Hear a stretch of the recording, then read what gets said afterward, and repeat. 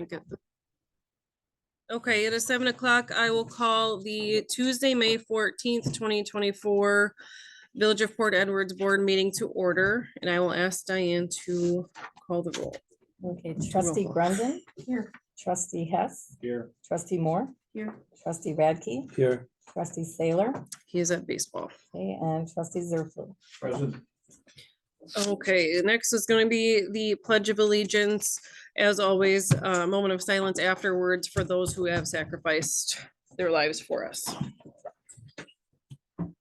I pledge allegiance to the flag of the United States of America and to the republic for which it stands, one nation, under God, indivisible, with liberty and justice for all.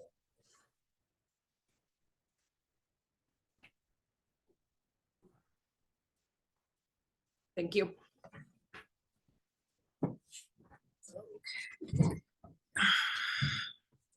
We are on to number 4, motion to approve the consent agenda, the meeting minutes of April 9th, 2024, board meeting, April 16th, organizational board meeting, and April 20th, strategic planning goal setting meeting, and then the monthly bills and previous month's journal entries. I'll make the motion. Motion by Radke. Do I have a second? Second by Hess. Any discussion? Hearing none, all in favor signify by saying aye. Aye. Any opposed? Okay, that one carries. Public comment. Oh, I forgot to get the sheet to see if.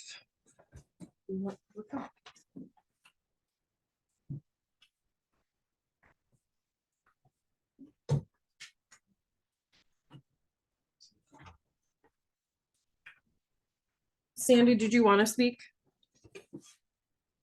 I don't have you. Okay. Okay. Matt Tranel. Sorry, I have to do this. I guess I have a couple things. First, regarding the River Creek Apartments, I understand going into closed session to discuss offers, contracts, financials. I'm wondering if, why the entire thing has to be in closed session, right? There's a lot of, I don't want to say misconceptions, but there's a lot of unknowns regarding that whole situation. And to date, all those discussions have been in closed session inside of the committee meetings. And so I understand the protocol when it comes to like, hey, we have a specific offer that we have to discuss, right? But in general, on the topic of Ripple Creek Apartments and what is it, how is it set up, what's the contract look, current contract look, how is all of that work? I'm wondering if that could be something that could be discussed in open, and then once everybody gets that, then if you want to go to closed session to discuss, financials. That's just, an ask, I guess. Further into that, I first heard of the Ripple Creek Apartments, a year ago when the previous administrator I heard went to the board with a proposal to sell it to him for $5,000, and I was like, it just didn't make sense. Something didn't add up, and I thought I had to be missing something, and so I did a little bit of digging, and then it sounded like it didn't go anywhere and kind of got shot down, and it, I didn't hear anything about it, and then I saw it come back up on the agenda again, and so I started asking questions of the people who were in those committees, and it still doesn't make any sense to me financially. So I think it would be wise to have, I don't know if that's open discussion on it, more open understanding of how everything is exactly set up and how it's work. I feel the village is sitting on an absolute gold mine. And in 18 years, you're gonna get a massive payday one way or the other. And I've heard every argument of, well, they're gonna, what if they trash it? What you're still sitting on over $1 million if they trash it. So I just feel like, from a financial standpoint, you're sitting on a massive amount of money. And everybody's told me the same thing, that the only reason they want it is so they can sell it. And so it just doesn't make any sense to me why we would give it to them for pennies on the dollar when we know they're just going to turn around and sell it and make $2 million ish. I did a little bit of running on it with the math I came up with. There's currently 30 units sitting there. Conservatively, you're looking at 60 to 70,000 a unit, which puts you at like 1.8 to 2.1 million as it sits. And so I understand the current contract is we don't own the buildings, we own the land, they own the buildings, right? It was a separate property management company. But in 18 years, all of that belongs to the village. And that was how it was set up. That's how it was designed, is that the village gets it all back after, 30 years, which is 18 years from now. And so I just feel like what I've heard is they are on hard times and they want to buy it from us.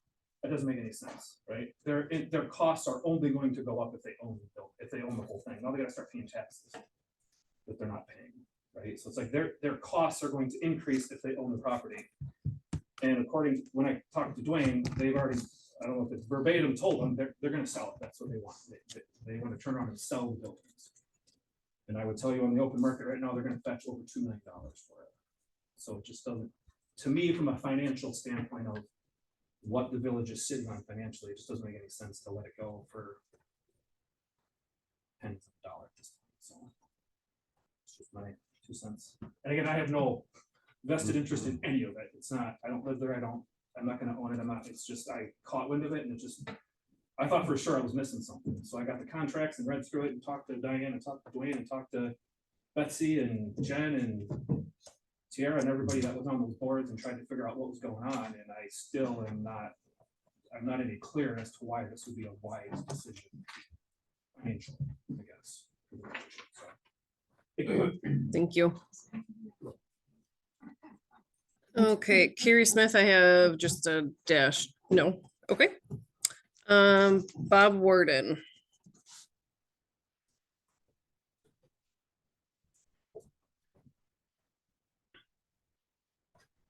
Thank you. My name is Bob Warden. I'm here to make a suggestion tonight. And before I do that, I just want to say that, in my opinion, in your lifetimes, and I wish you all a long and healthy life, I don't think you're ever going to have a fire department with the dedication, the same level of quality, training, tenure, and experience than the one you had just a few short months ago. Especially if you continue doing what you're doing, and more importantly, continue not doing what you should be doing, in my opinion. What you're doing is, as I understand it, you turn certain responsibilities over to the Police and Fire Commission, and they're advertising and they're vetting candidates and they're interviewing and they're doing background checks and going through the process of restaffing the fire department. Okay?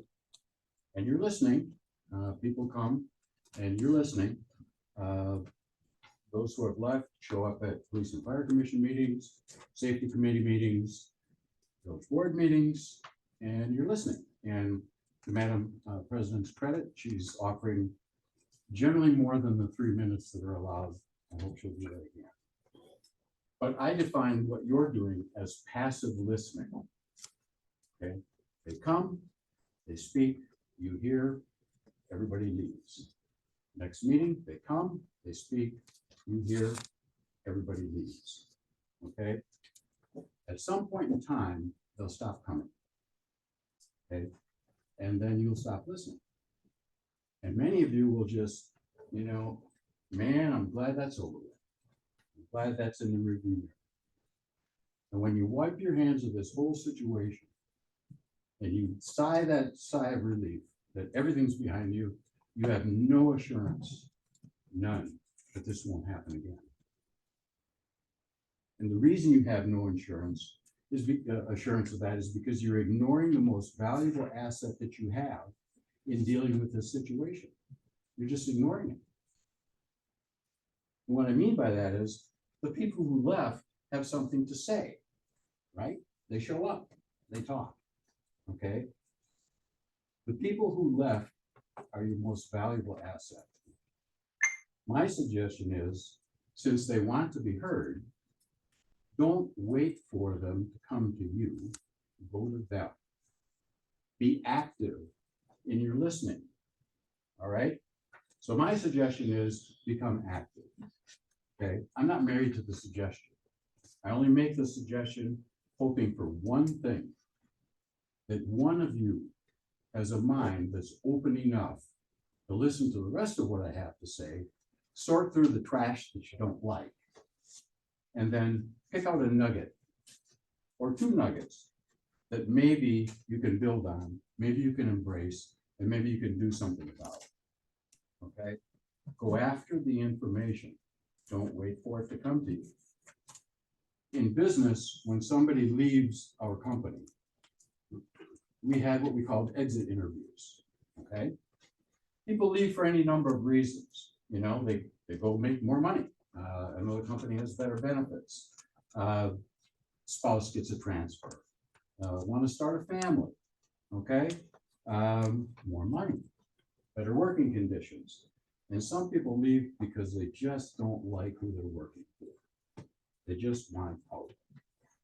That's the time that we would talk to those people, all people. Because when people are leaving, that's when they're the most open and they're the most honest.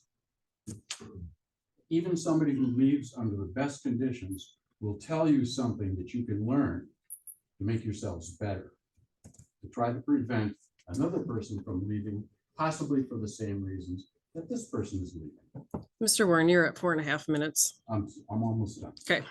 So how do you do that with this group? Here's my suggestion. Invite everybody who left in the last, let's say, 3 to 6 months. I don't know if they'll come, but they should be invited. All of you should be there, with no exception, okay? The group of you, the group of them, all right? Then you should invite the village. Everybody in the village who wants to come, because they have a right to know what's going on, okay? They can, you have passively allowed them to look in through a Zoom meeting, okay? Invite everybody. You have a high school, you have a gymnasium, you have a PA system, you have bleachers, and if you don't have enough room, ask people to bring a bag chair. Hire a consultant, because I'm willing to bet that none of you have the knowledge, the expertise to do this successful. And if it's not done successfully, I do it. Okay? Start on Friday night, 6 o'clock. Go all night if you have to. Listen to everything that everybody has to say until it's all out on paper and you have it all in front of you. When you're done with that, do the same thing with the firefighters who stayed.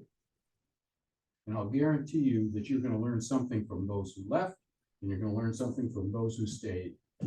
And what you're going to learn is going to prevent this from happening again if you make the corrections that you need to correct.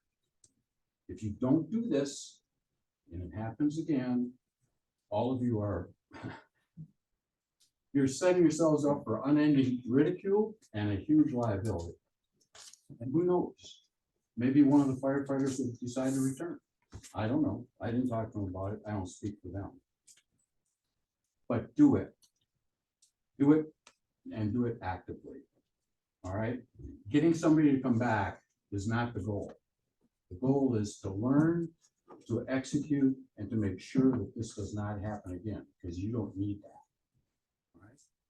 I'm going to quote Madam President as she closed the last meeting in April, when she said, "It is acceptable and healthy to disagree with somebody, and how you disagree with somebody matters. That's something we have to do, is voice our opinions, even if it hurts somebody unintentionally. But we have to work through that, and we have to grow and be adults about that." So the ball is in your court. All right? Was that a commitment that you made, Madam President, or was it just a soundbite to kind of pacify the situation? Thank you very much, and thank you for the extra time. How's Dan been? Oh, thank you. Maybe Dave will be still running if we heard that philosophy. Tim Schmidt. I'm not gonna talk at this time, thank you. Okay. Jason Warden.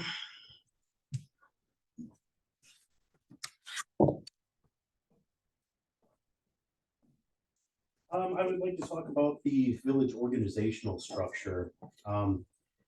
going back when I first became chief, it was the village administrator on an even plane with the police chief and the fire chief. We would all report to the board, be overseen by the board. About a month after I became fire chief, that structure was reorganized, where it was the board and then the village administrator and then the police chief and fire chief reporting to the village administrator. Everyone but me seemed to be happy about this change because it greatly reduced the board's responsibilities and workload. I questioned it many times. I asked President Zerflu, over and over, where did Boz's authority stop and mine start? You probably remember many of those conversations.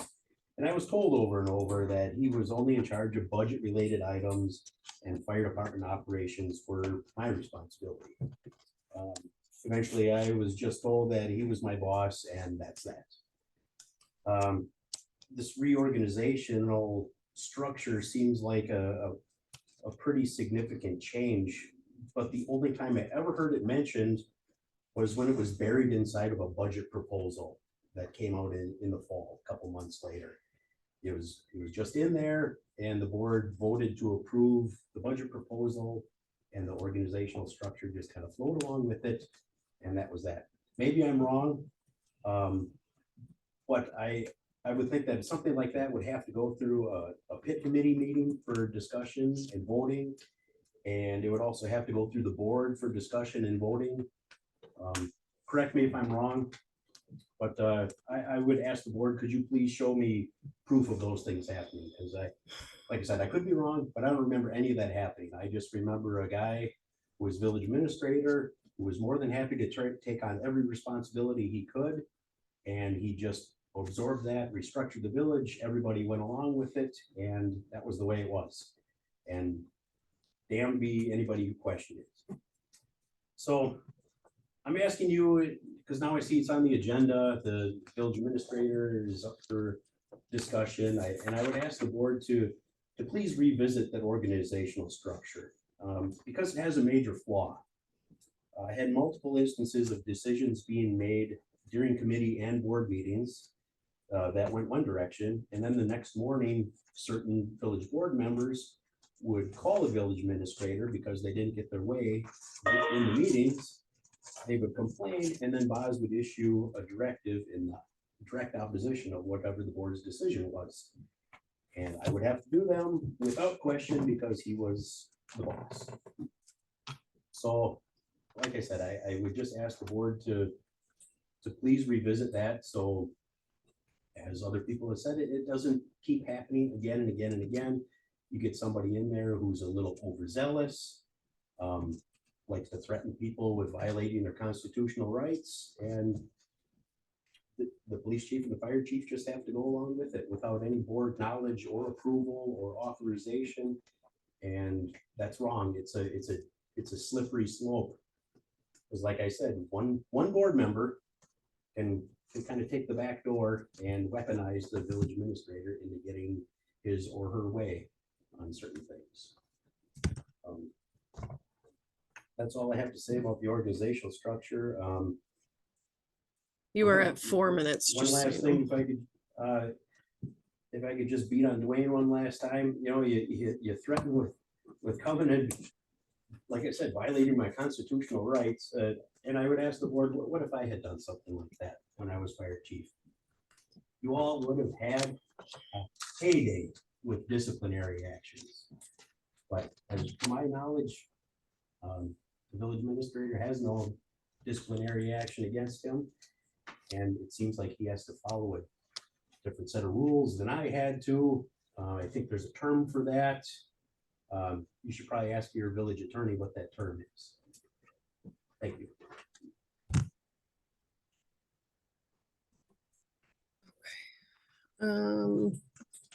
Mr. Hummel.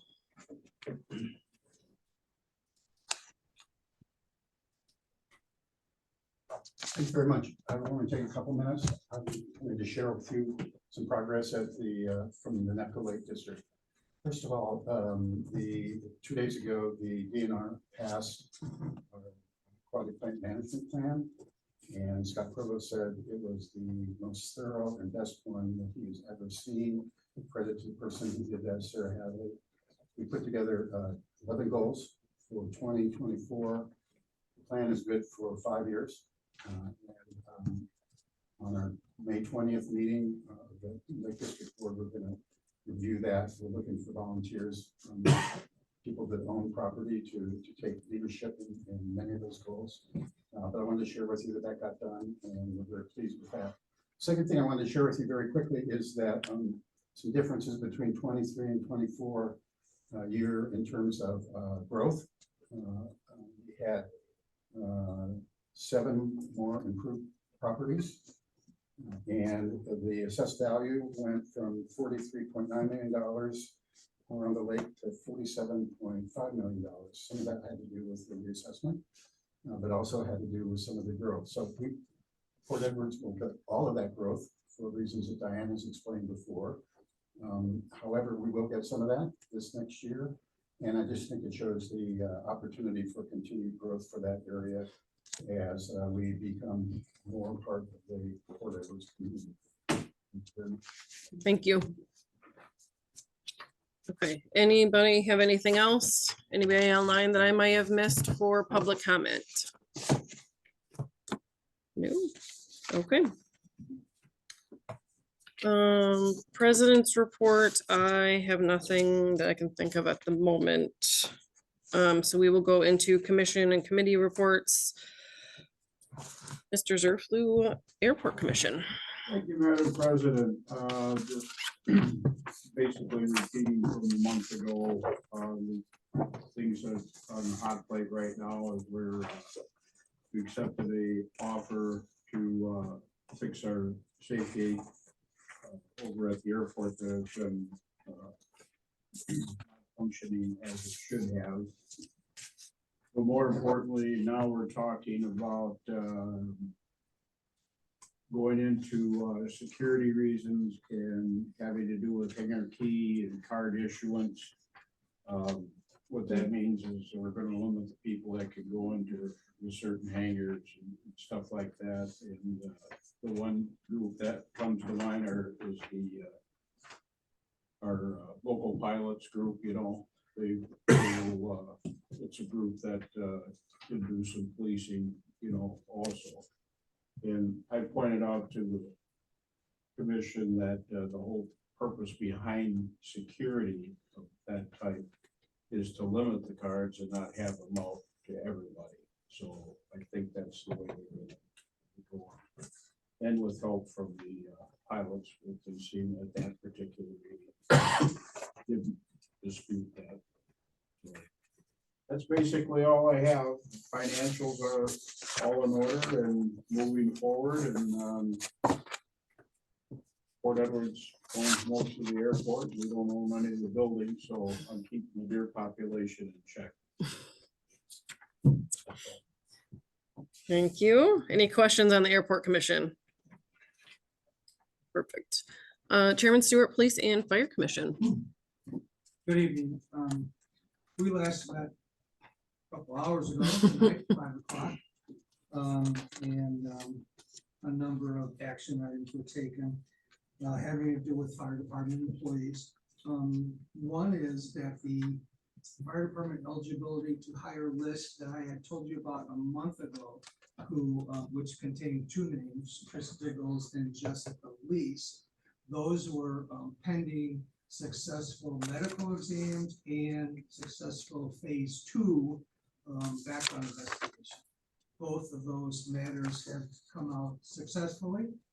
So we will now be turning that list over to Interim Chief Brian Lupke and asking them to move forward with those 2 employees for the fire department.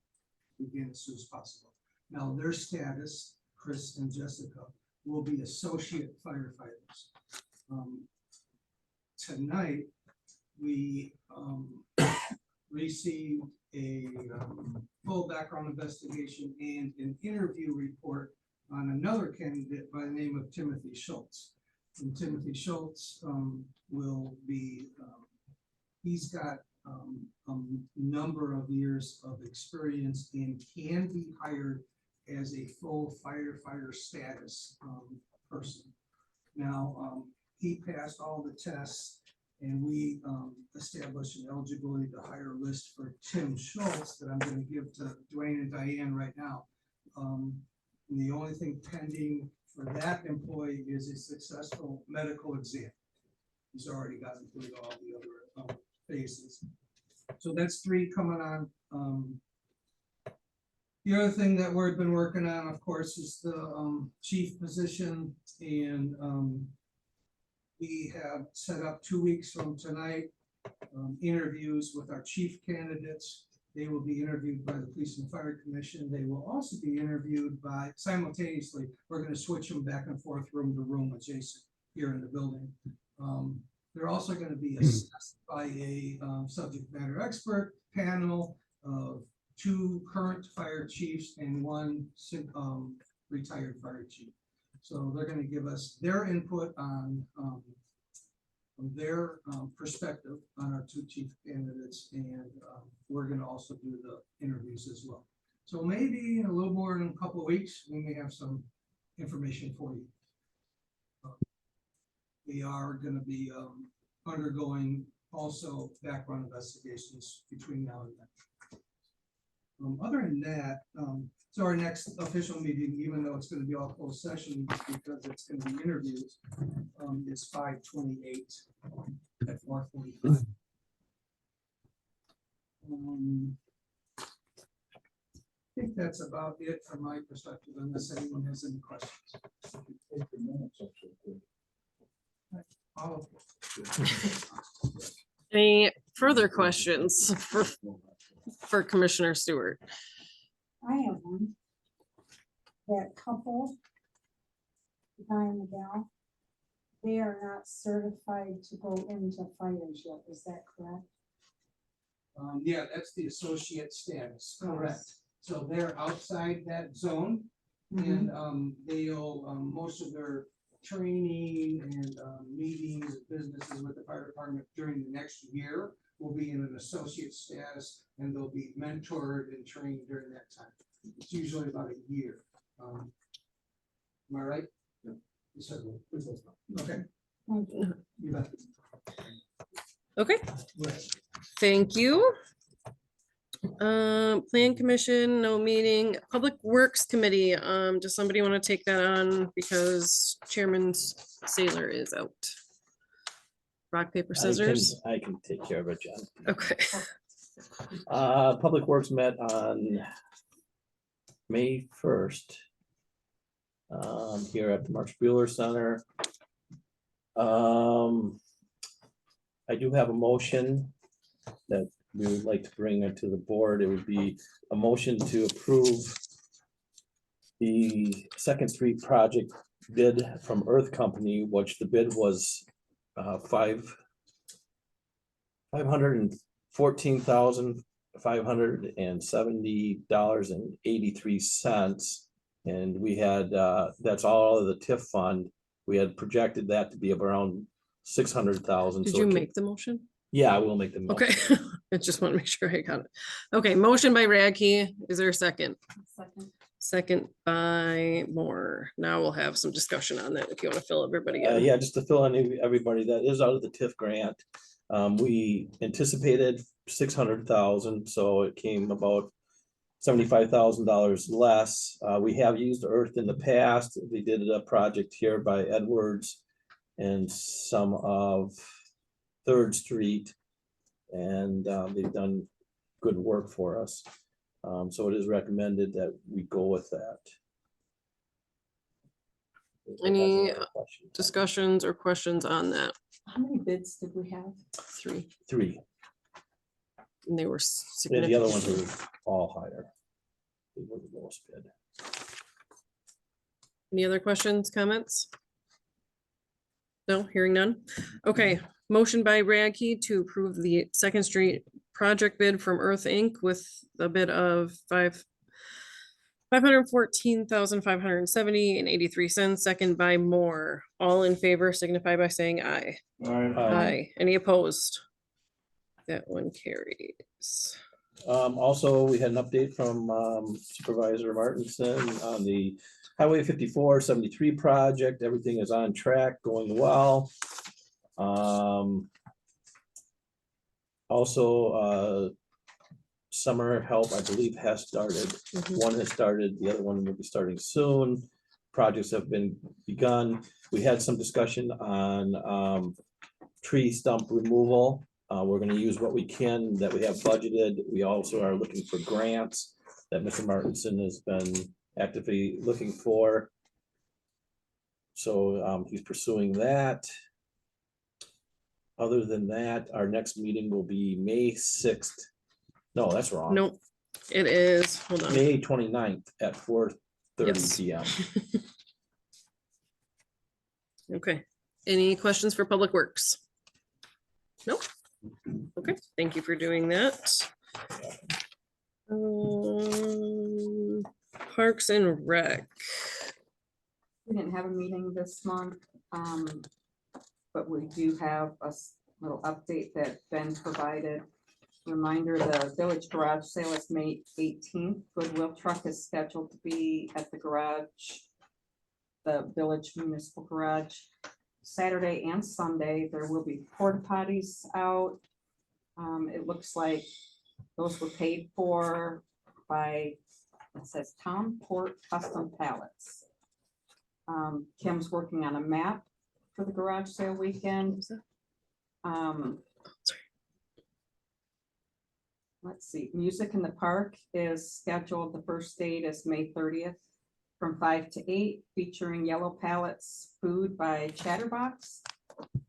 And also by the parents, the school parents group. Legacy Bike Trail Grant Project, Highway 54 and 73. The Safe Crossing Project is to start Monday, which I think was this last Monday, and be completed by July 1st, which is also coincides with the completion of the 5473 project. Next step of Legacy Grant Project is to finish engineering of the bike trail from 54 to 73 intersection up to Verbunker. Bike trail construction is to start late summer with completion by early next summer. Working on final estimates for the cost of the bike trail.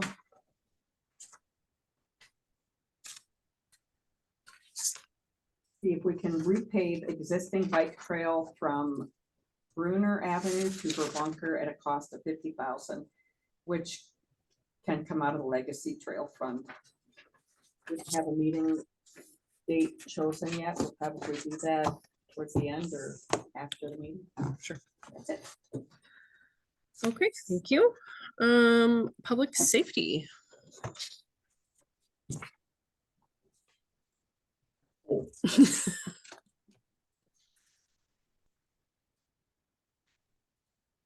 Still wearing uniform. I was totally always organized, but retirement has gone. Unless it's not. Anyway. We had no motions come forward from the committee. I informed Chief Lukey and Chief Drew that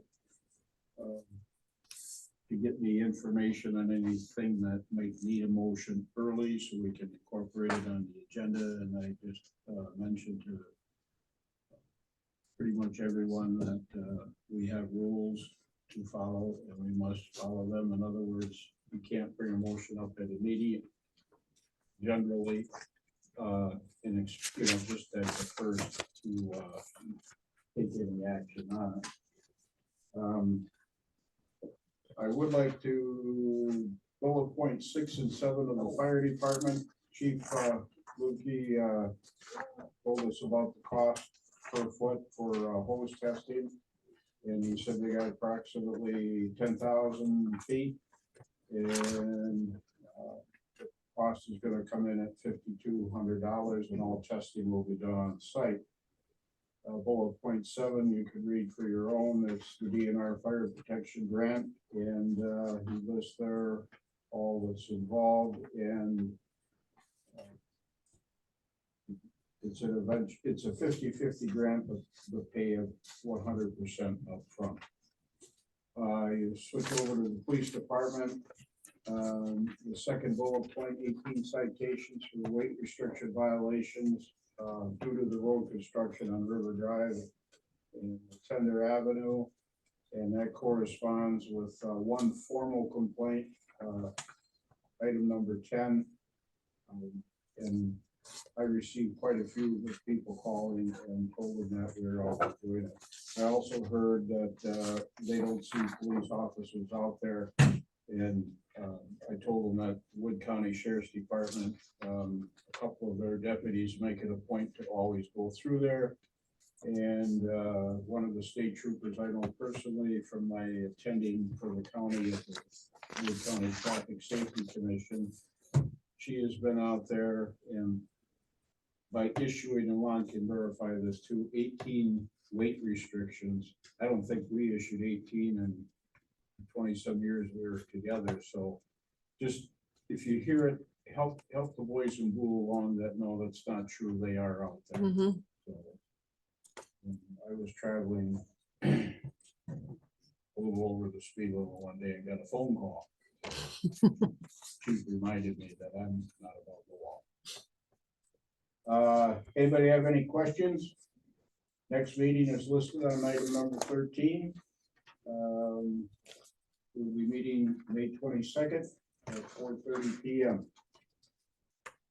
Okay, thank you. Thank you. Planning, Legislative, Property, and IT Committee.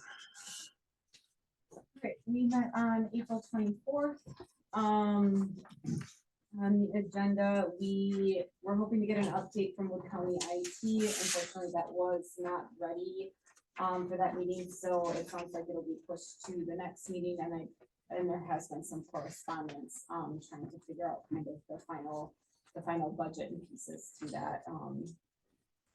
The next thing we talked about is discussion of realignment of committees, and there were various things we discussed. For example, we talked about leaving everything the same. We talked about adding community members to committees and what that would look like. We also talked about changing the way that the board operates completely, and instead of doing multiple committee meetings, going to 2 meetings and doing a committee of the whole and a board meeting. However, all of those pieces are still just really discussions. The pieces that we did talk about and are bringing motions for tonight, you have an extra document in the packet that's connected with the motions that you're seeing on your agenda. So the first one has to do with removing IT from PIT and moving that over to FHR. The rationale for that is basically we're learning these matters are going to come up on an annual basis. They're tied to daily operations of the staff that's working here daily, and a lot of that is tied to funding and budgeting. So FHR ultimately has to approve all of that anyways. It doesn't necessarily fit in. PIT was kind of the discussion. So it would just maybe streamline some of that instead of it starting in PIT and getting moved over to FHR for that approval, which needs to happen. So I guess I'll go ahead and make that motion to move IT to the FHR committee. Okay, motion by Moore, Second. second by Zerflu. Discussion.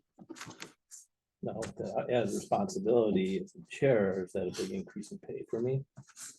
Yes, You'll right get on. one extra smile from me.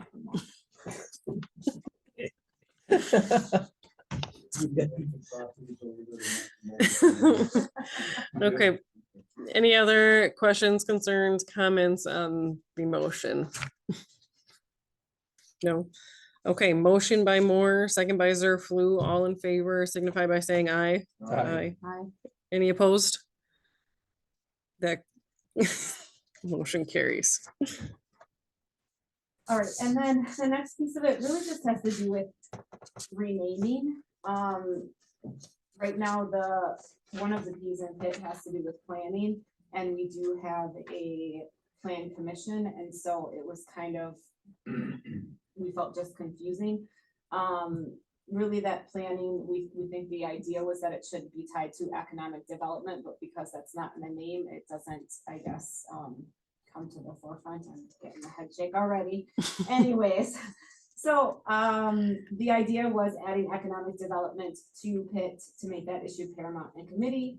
And we just felt that there needs to be a committee that has more focus on economic development because that's something that the village is needing to be proactive with.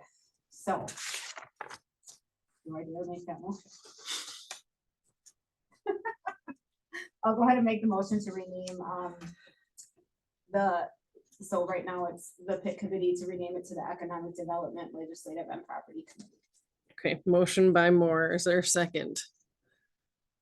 I will second that motion. Radke seconds that. Discussion. Trustee Zerflu. Thank you, Madam President. The Commission, I was gonna bring it up, and now it's a good time to, why we have Plan Commission. This is something from Bossard. We should always have it on the agenda. The agenda started out with 5 standing committees. That's all that have ever been on there. Now, I'm an old man, so I know it has been a long time. And when Plan Commission shows up on a board thing, it's a motion to approve or something like that. Planning is a lot more than economic development. If you wanted to simplify it, economic development is all property related. Pretty much, but it's not totally. You end up getting rid of the planning stage, okay? Trying to think of an example apart from that. I don't have a big problem with economic development, legislative and property, but you know, you can't take planning out of there. The Plan Commission, and furthermore, you being chairman of that committee now, are automatically a member of the Plan Commission. So I can hold. And you are automatically the boss of the Planning Committee, whatever name you take on for that. So no, we've got to, take the word planning out of there, fine. But it's your responsibility to do planning, not the Planning Commission. In fact, your committee assigns stuff to that Plan Commission. They don't meet every month just for the heck of it. No, there's anything that we have to do. And then to another thing about looking off into the future about 2 monthly meetings. Saratoga does that. If you want to get into 3.5 hour meetings, go for it. They also have other committees that have sprung up because they didn't have enough time to do it. And I go to some of their meetings being representing the northern part of the township on the county board. Welcome economic development, but not any real stuff. Okay, anything you. else on the Was I motion? gentle enough? We'll save my screaming and yelling for later. Anything else? Questions, comments, concerns? Mark the state, I tend to agree. I think there's planning that happens before and outside of the Planning Commission, and that has historically fallen to the committee. That would be my concern with that the committee would then, I mean, there's things that we as on that committee need to be pushing forward and working more closely with the administrator, and that doesn't happen on a monthly basis with the commission. That would be my concern there, where, I mean, there's a lot more into planning. It's when our committee refers it to them, then it's time that they're looking at it to make a decision, where the planning is more like the brainstorming and, what would we like to bring and present to them. That's all I got on that. Can I ask a question? Mhm. Over the past 2 years, how many times has the Plan Commission met? Man, Go ahead. there's people put up a fence and another neighbor complains, or they want a variance to a garage. Our most recent one was a 30 by 40 foot limit on garages, but never used to be that big. I think it was either 24 by 28 or something like that. those are all matters that will go to the commission. But the commission actually, you and Betsy are, you know what I mean? The Yeah, involvement with the committee, and the commission gets their orders from the village board. They don't take it up on their own. Sure, and I appreciate that. I'm just trying to put together when you're saying it should come out of Pitt, and then the planning commission does these things. That's why I'm asking, how many times over the past 2 years has that committee met? Because I know one. You know what I'm saying? How So, many so that's times? really how it's supposed to work, then something is very broken with that system.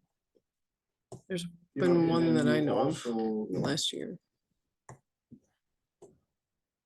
That's just a purely personal thing on what I was gonna say. Anything else? Do we know how much planning is done in the pit? Or whatever you call it, how much, if excuse me, if you're taking out removing the planning functions, how much work is actually gonna be taken out of the committee and going to the commission? Joe? Can't go to the commission, that hasn't been through a committee. So can we really remove the planning function from the committee? You don't report to the planning commission. you No. refer to it. I Right. understand, but remove the planning. And I function don't from think the it was, I don't think it was to take planning out. I mean, to me, economic development, you have to have a plan to do economic development. Does that make sense? Like, I think it was just to bring forth the idea that we need to focus on economic development.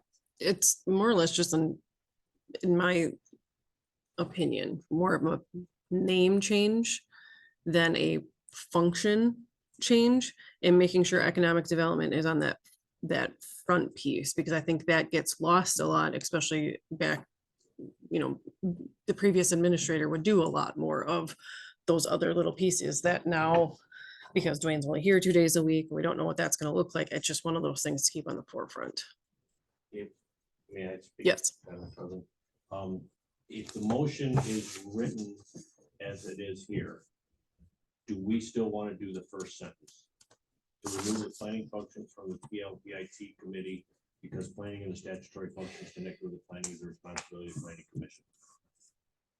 If what I'm hearing is if we remove that sentence from the motion, Dwayne, sorry. I'm gonna respectfully disagree with Joe. Because in the statutes specifically state that the planning commission is created by each municipality. The planning commission function is to bring in rezones, also completely be responsible for the comprehensive plan. They put the comprehensive plan together. You have done a comprehensive plan almost 10 years ago. That comprehensive plan then is the plan that the community is supposed to use, and it's managed by the planning commission. And by statute, you can take a look how it's put set together. And the planning commission is the one that does the planning for the community. That's why you have 2 elected officials on the planning commission. And then you have citizen members on it. If there is a disagreement in the zoning code or the zoning portion of it, that disagreement can be challenged and it goes to the Board of Appeals. It doesn't go to the planning commission because it can challenge the planning commission decisions. They can challenge the planning commissioner. Usually it's the administrator. And what I've seen done here is that you use the plans, this PIC committee to do the planning, and you're not specifically using your planning commission as statutory responsibility. I disagree. I know you do. That's why I said I disagree with you, Joe. And I'm only looking at basically how I've seen other communities that work for, everyone has an active planning commission. They usually meet monthly. They look at the plan, see what the plan's being done. Is the plan going through where it was been documented? Has the plan changed? And basically, I have looked at your comprehensive plan. It's not even on your website. It's not even out there for people to look at. That's a document that statutorily you have to put together every 10 years. And a planning commission does it and makes recommendations to the village board.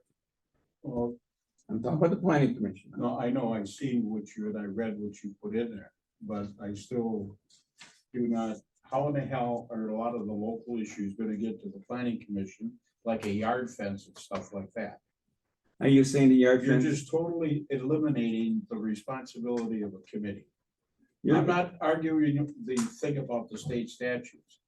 But just, no, you don't have to laugh at it either, Cal. I'm not laughing Yeah, at you you. are. I am sitting here by myself looking straight I'm forward. sorry, Madam President, I will refrain from any further communication. I just gave you my opinion and that's what I have a question. So I assume that this is just renaming the pit committee. Kind of renaming and making sure that somebody's any looking other- through that economic development piece and whatever, just making sure Are that they the giving planning, more responsibilities then, or just changing the name? just more responsibilities on looking at that economic development piece, again, because we don't have a full-time administrator kind of looking at that on a regular basis. If I may speak, that first sentence says you're removing the planning functions from that committee. Is that in the motion? You're looking at the notes in the.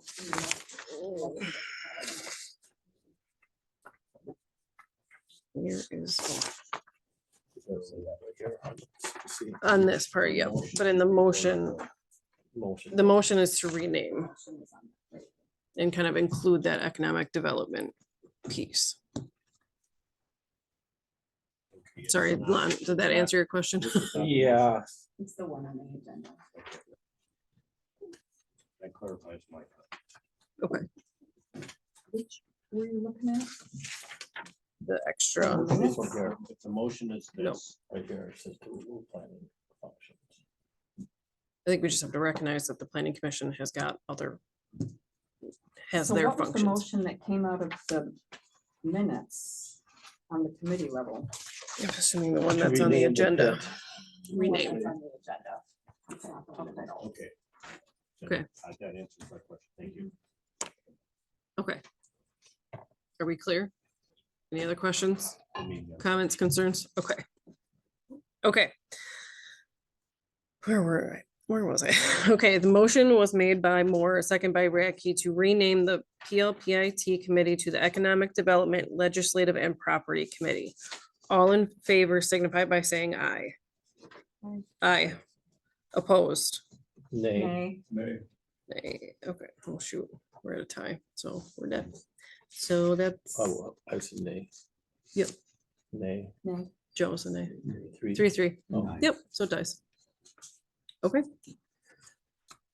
Jen, what else do we have out of pit? So the other piece, and Rena, I'm gonna look for you to weigh in here if that's okay. The other thing, we went into closed session to talk about Ripple Creek Apartments during the last pit meeting. I know we got a question from Mr. Tranel, if there is more that we can share. I'm gonna defer to you on that as far as legally, is there more that we can share with the public that isn't tied into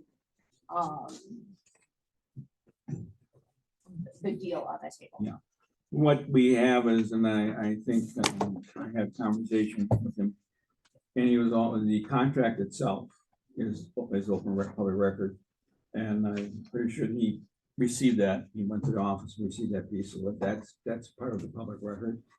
The other thing is what has been public before is that the Hartman Group came to the village, like you mentioned, a while back for an offer to purchase the land under the facility.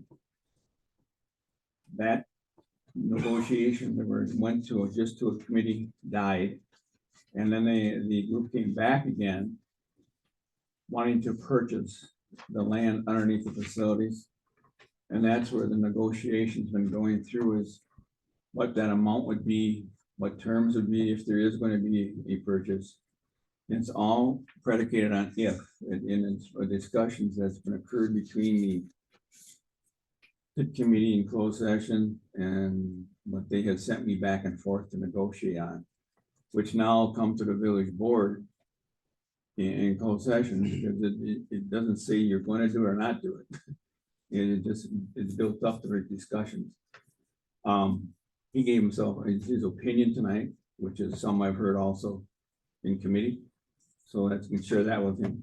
So there's items that he's brought up, that committee members have brought up too. So it's been a discussion where a party came to the village, asked for something, and you are dealing with it.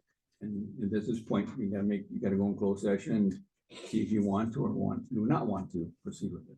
And so I guess if I can just follow up and way off book here, but anyways, my question is, are we allowed to share anything related to what Heartland is saying, if we don't do this deal, A, B, and C could happen? Is Nick done? Yeah, Yes. yep. Okay. I'll let Nick take a look at the. Well, so the reason that this is being done in closed session is it meets that requirement for competitive or bargaining reasons. I think that the negotiations regarding what's being said back and forth with Heartland is probably bargaining, and it probably shouldn't be shared to the extent that it hasn't been made public by the other party, because I don't know that it's in the village's interest to do that. And this is a figure, but this is something that is a specific factor under public meetings that go into closed session instead, where you can do that. Heartland has certainly had some people from time to time, they've had a representative show up at the village. And I think you can share that they have indicated that they don't believe that it's financially possible for them to continue the current agreement. And they've made those statements, but I don't know if we should be, if it meets the criteria for closed session and we're planning on having a closed session, which is the motion that I understand we're about to go into, it doesn't really make sense to me to be discussing those things outside of closed session. Thank you. On that note, I guess I will make a motion to convene into closed session pursuant to Wisconsin's Act 19.85 for N1, for NE, deliberating or negotiating the purchasing of public properties, or investing of public funds, or conducting other specified public business whenever competitive or bargaining reasons require closed session, to wit, Whipple Creek Apartments. Okay, there's a motion. Second by Radke. We have to do a roll call vote to go into closed session. Can I ask something? Nick, Yes. oh, the nature of why we're going into closed session, if this isn't competitive or anything like that, would we be able to discuss outside of closed session exactly what's been proposed? It's not like it's competitive with another buyer or anything like that, and then have our negotiations in closed session, our deliberations, so to speak? Since it's not like there's several people or other dynamics that way. It's not competing with anybody, but an offer provided to us from the only person that could potentially provide that offer within that contract. Well, the village isn't the only potential buyer in theory. But at this time, until they decide that, until we, I mean, look, we're out, they decide they're out. You don't have to go into closed session about anything in theory, except very specific things related to protecting employees, protecting specific private information. If the village wants to do this whole thing in open session, that's fine. I think that for something like this, I mean, I guess my recommendation would be for something like this, it makes more sense to do it in closed session. And, you know, I understand that there's certainly a desire for transparency on these things, and, or transparency in general, which is what the open meetings is for.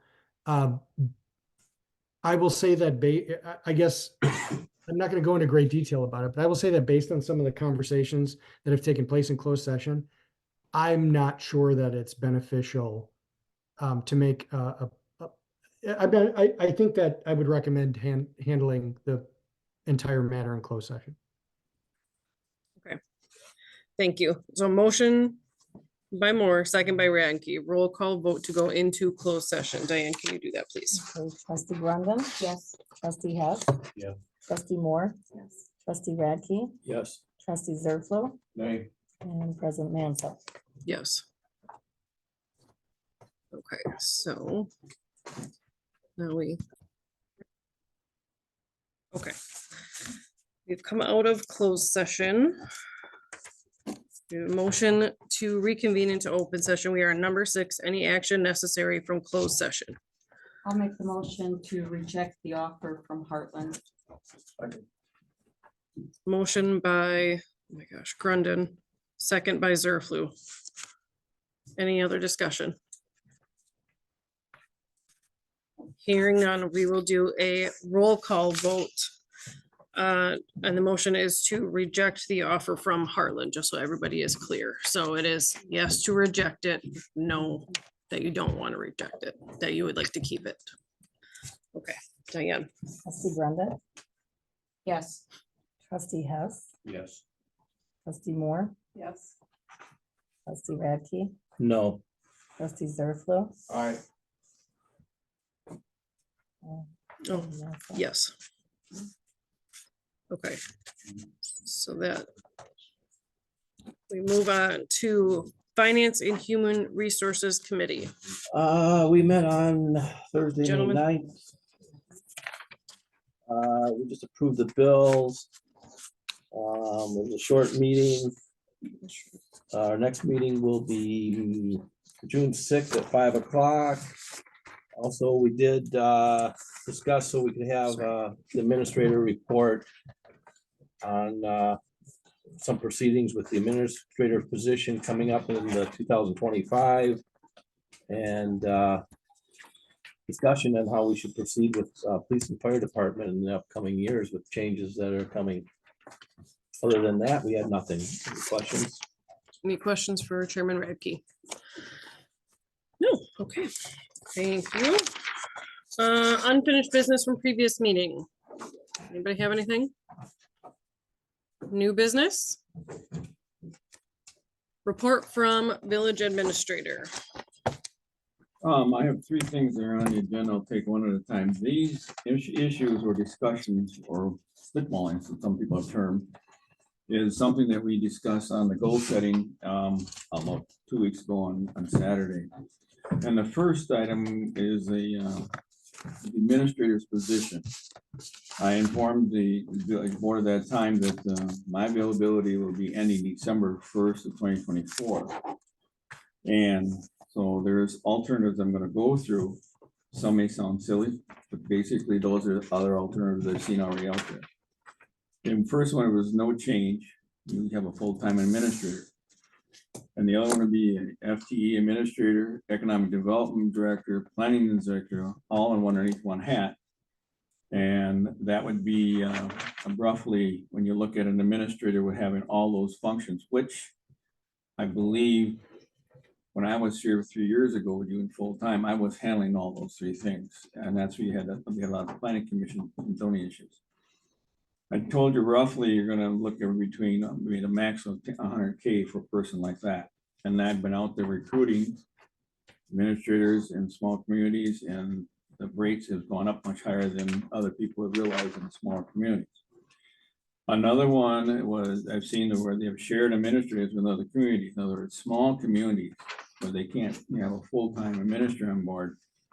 I gave example would be sharing with the town of Rome. And the only reason I put that out there was I know town of Rome did a study about replace administrators. They did not, and they're looking, they had one of the alternatives was doing a partnership.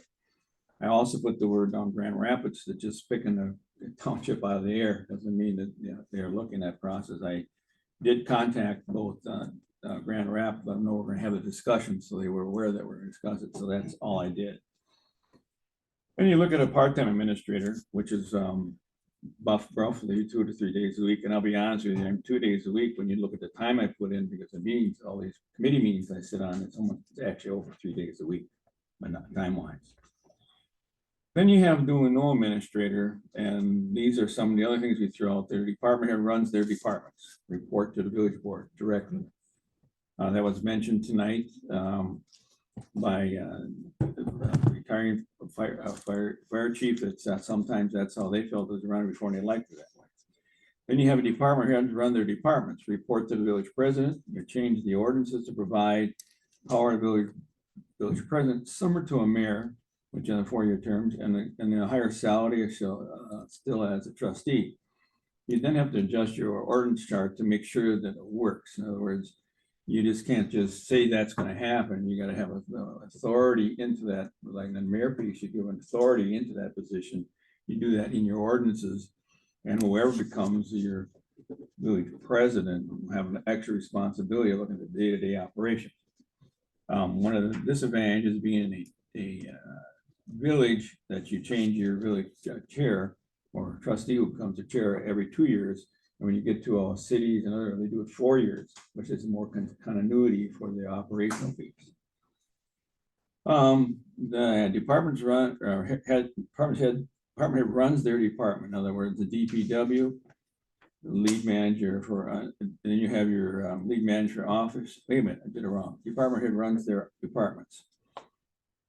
Director of Public Works leads the management, and then you got the office staff, which they be the portion. Each one does their piece. Another alternative is out there, assigned to DP, Ben, we have Ben as an acting administrator or administrative quarter, whatever you want to call him. And the only reason they brought that up is that since you had interim administrators here and people going in and out, I have seen, and you have seen, Ben take a more active leadership role in making sure to do the day-to-day activity. But he has done it in conjunction with the office staff. It's just not him all alone. It's a process that they do together. The only thing you should be aware of, and both Kim and Diane will be retiring in 4 to 5 years. Then you're going to have 2 new staff members and the new hirees for a minute. You could you can make that become administrative treasurer, or the other one clerk and court clerk. Official organizational chart made up. Those were the ones that were discussed at the goal setting meeting. I think was trying to do my goal here now is to bring it to the whole full board's attention. And also show the full board attention, and also, lay it out in the public what we discussed. And this is not saying you have to do one or another, but I think it's time that you either assign it to the committee or a ad hoc committee, or use a full board to make a decision on how you want to move forward on some of these alternatives. Leave it there and take any questions. Any questions on the village administrator piece? I just want to say, that's an assumption that Kim and I will be retiring. We never gave a No, that date is an when assumption. we're gonna retire. So when it says will be, Yeah, it I'm sorry. kind of took us assumption. both by. I wrote it, but it's, you're not, you're gonna, it's said 4 to 5 years, but somebody even want to stay 10. You never know.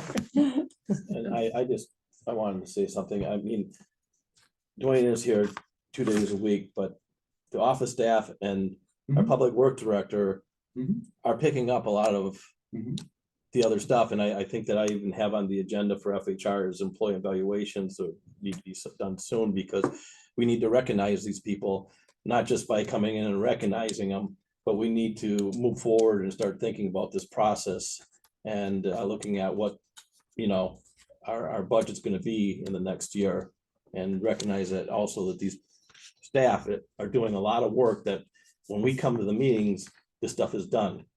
So I think we really need to dig into this here in the near future. Anything else on the administrator piece? Okay. I would ask the village board as a whole to think about how you want to proceed or have discussions, so it just doesn't die because I gave you a report. Right. Okay. I think we just, Jen, sorry. Where does that go next? I have that same here, because this is kind of what tends to happen. when we FHR. don't move on Well, things. I think So you're gonna take that on? yeah, but I think we'll do it and then ask the whole board to proceed with it in very near future. One thing was with the employee evaluations that I had on the agenda for next FHR, to do that and then move this along in a Yeah. process where And then hopefully it by could the be end a- of August, we'll know exactly where we're gonna be and how we're And gonna then we move can forward. have a committee of the whole then too, once we get the evaluations done and that those pieces in place. That helps me for Rick. helping direction, so I can work with you. Right. Madam President, is there a committee that the village structure would fall into, or is it the village, the board as a whole? It's the committee Boy, of that the hurt. whole. So it'd be the whole board. It's just then we can meet as one. I'm echoing the comments that I'm hearing, that we need to do something and at least bring it up. So it doesn't Yep. fall through the cracks. Yep. Okay. B, police department. Police department, and the only reason this is coming up, you all know that your chief's gonna be retiring at the end of the year or right after the end of the year.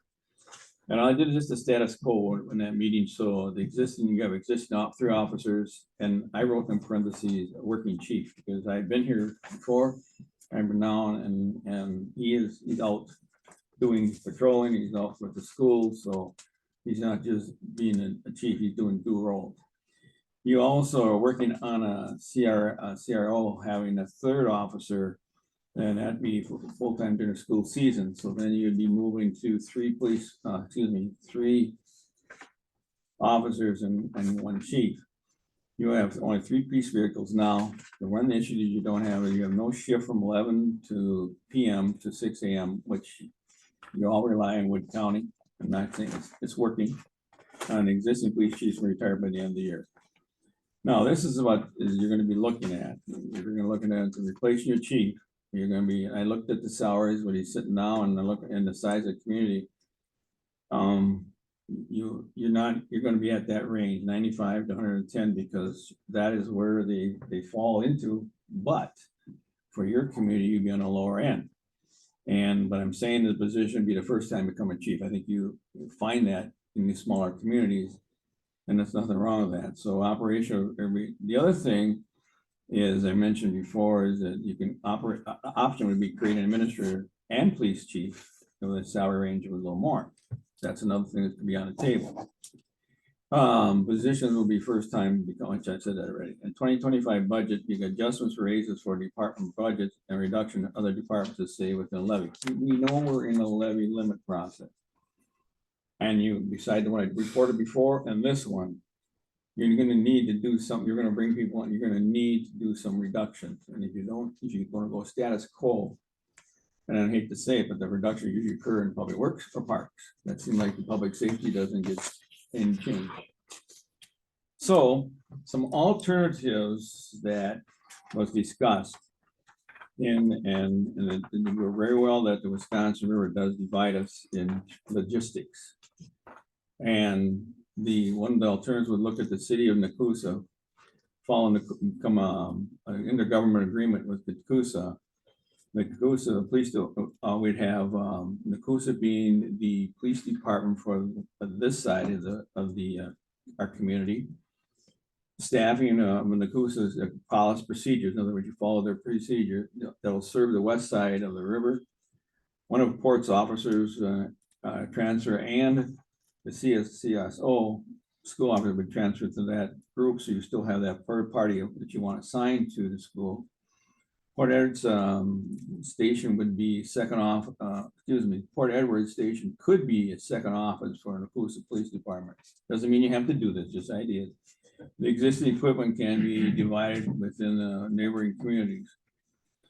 Then the town of Grand Rapids, you would still have an agreement with town of Grand Rapids. They provide the police services on the other side of the river.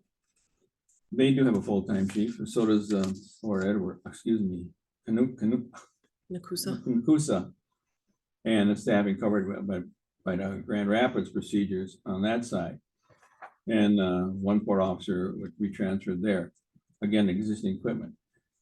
What I've learned since this, I've been talking to the mayor of City of Nakusa and talking to and knowing the discussions with the town of Grand Rapids, both of those positions of chiefs are going to be, well, one is already left in the town of Grand Rapids, and Nakusa is going to be retiring also.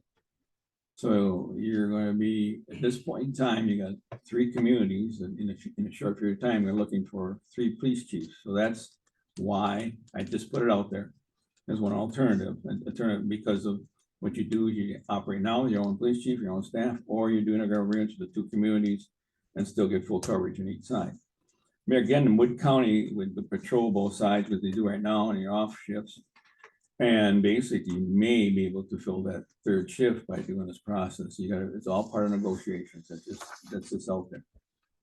So that is something that I'm bringing to you because of what's happening in your chief replacement and what's happening in your neighboring community. So, I'm an individual that brings alternatives to you And sometimes it's the right time to ask questions, you may be turned down, but it might be a time to put some questions up. I guess I have something here is, recruiting for a new chief.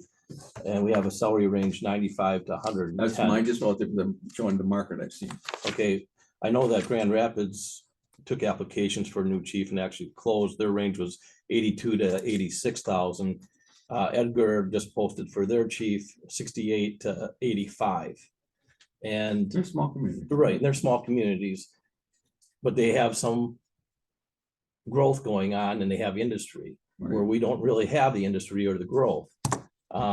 So I guess, realistically, I understand that 95 to 110 maybe be in Madison or Milwaukee area, but It's usually the communities around here, right? But they're not the little medium-sized communities. It's not Edgar, it's not Nakusa.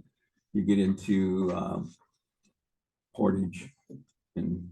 there's a 95 to 110. No, they're up to high. Right. Well, So I guess I'm just saying that range may be a little high there. at I don't 95. disagree with you. I just threw one out, right? Nothing's gonna stick. But the only reason I read this is because of where you sit with all three communities so close together. Any other questions, concerns, comments for right now?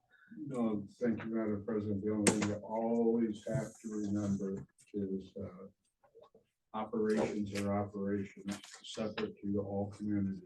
But most importantly, when they start, well, we don't have 11 to 7, so we should go 24 hours. The county, since we're under 5,000 people and they haven't changed state law yet, must cover. That's right. Over 5,000, they'll charge you. Mhm. So,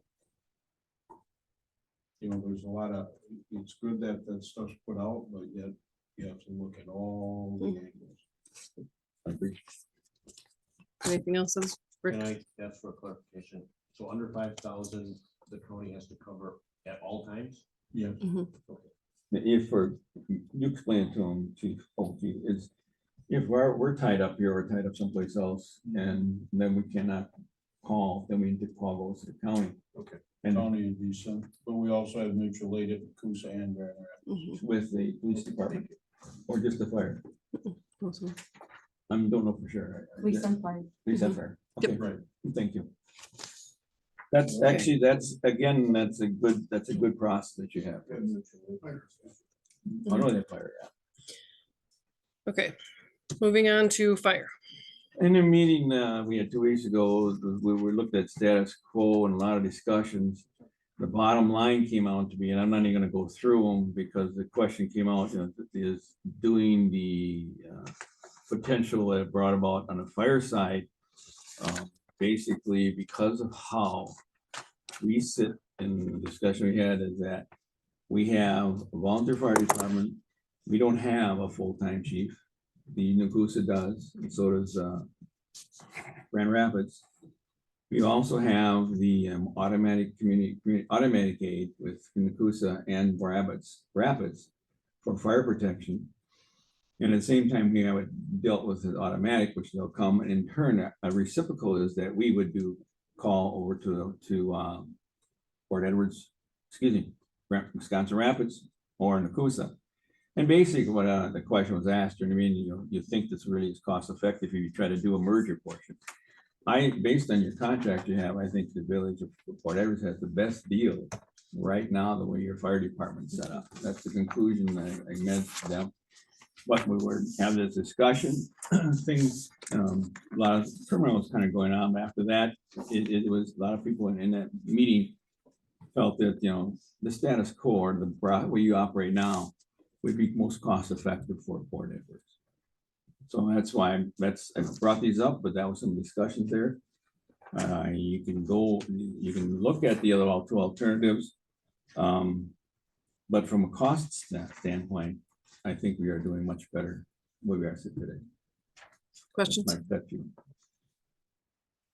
Yes. Can I go back to point B for 1 second? Oh, I yes. just got a question from a citizen. The question was, if we don't have a police department, Wood County has to cover, but we would pay them, correct? If we don't Nope. have a police No, because we're department? under 5,000. They wouldn't be patrolling, they respond. Well, let me. Well- If we didn't have a police department like pre-1962, the county took all calls, Mhm. and they didn't just get every call.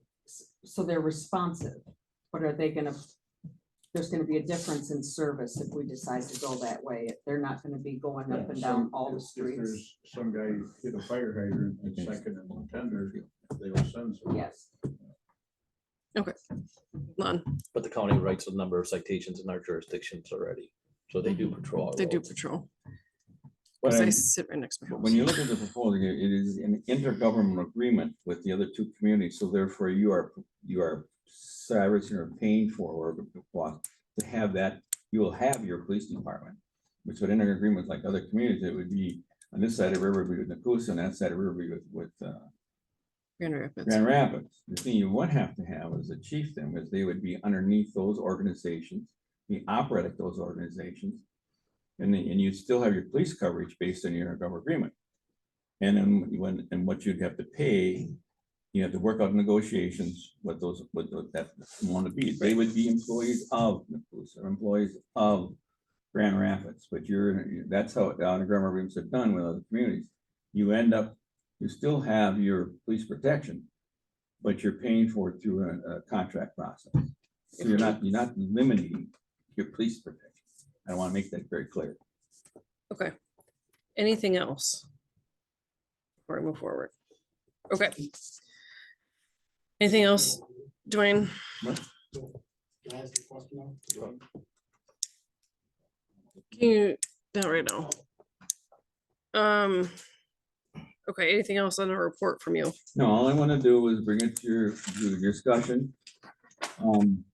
Looking, they gave me the action, the first one, direction, and beyond that, I didn't think we were gonna do any more, but I just wanted to get it on the agenda, so you had this, so we can discuss. Got it. Thank you. Okay, report from clerk treasurer. I'd like to ask for a motion to approve a temporary Class B beer license for Port Edwards Firefighters Athletic Association, Inc. for one event, June 14, 2024 at 4 p.m. through June 15, 2024 at 2 a.m. Second. Okay, moved by Zerflu, second by Moore. Discussion on that. Hearing none. All in favor signify by saying aye. Aye. Any opposed? That one carries. Okay, and I'd like to also ask for a motion to approve an operator's license for Jeffrey Abley, Port Edwards Firefighters Athletic Association, valid through June 30th, 2025. I'll make that motion. Second. Okay, Brendan and Hess have that one. Any discussion on it? We didn't vote yet. No, we didn't vote yet. Okay. Hearing no discussion, all in favor signify by saying aye. Aye. Aye. Any opposed? So Rick and Tiara had a problem with the way Jen and I. They just want to be on the board. Okay, trustee comments. I guess, Yes. if I could go first, that, yeah, I do think that we have to look at other directions with Dwayne leaving, and I will put it on the FHR to talk about this and bring it to the committee of the whole. I want to do evaluations first, and I'm hoping to do this in a timely manner and have everything by mid-August, so we can come with some discussion and go a direction. Thank you. Anybody else for trustee comments? No? Okay, committee calendar. Let's see if I wrote them all down right. Public Works, May 29th at 4:30. Parks and Rec to be determined. Public Safety, May 22nd at 4:30. Pitt, did we have one? May 21st at 5 p.m. May 21st at 5. FHR, June 6th at 5. PFC, the next meeting is May 28th at 4:45. Okay, I did write that. 4:45. It just seemed off to me. Okay. Without any objection, I will call the meeting to order at 9:09. For adjournment, you want to. For adjournment, what did I say? Order. I did the same thing, my numbers are on. What did I do? Call to order, you said. Call to Call the meeting order. to order. I've been here